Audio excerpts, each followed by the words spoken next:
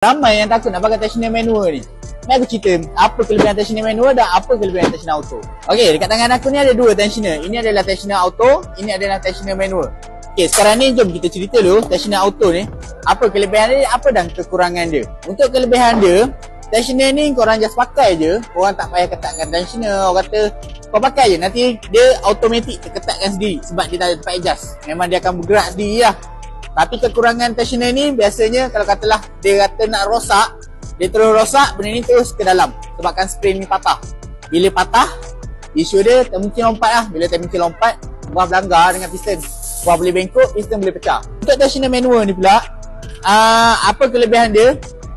Kelebihan dia adalah bila kita adjust, contohlah kita adjust pahat dia kendur lah, kita adjust kat atas ni, kita pun ketatkan dia dekat atas ni.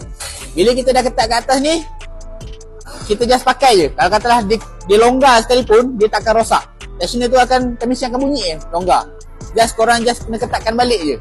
Tapi keburukan dia, orang kata benda ni bukan keburukan lah. Orang kata tengok atas korang lah, rajin dengan malas lah. Kalau katalah orang rajin, kena adjust lah tensioner ni, buka je adjust je.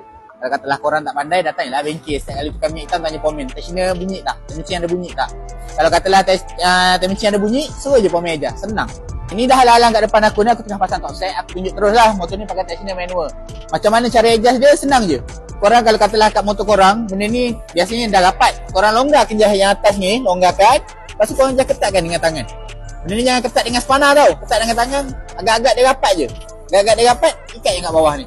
Confirm, tak ada masalah apa-apa. Jangan terlampau ketat kat atas ni. Kalau katalah terlampau ketat, mesin bawah boleh putus lah. Mesin dalam boleh putus lah.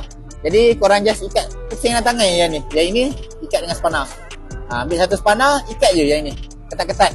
Dah settle lah. So yang mana tak kenal, nama aku Wan. Aku ni BM untuk Cawangan dan Negara HQ. Jadi korang yang mana-mana ada nak buat servis, boleh datanglah dekat Cawangan mana-mana dan Negara Shah. Apa-apa kalau katalah kau datang Empire, kau boleh cari aku lah.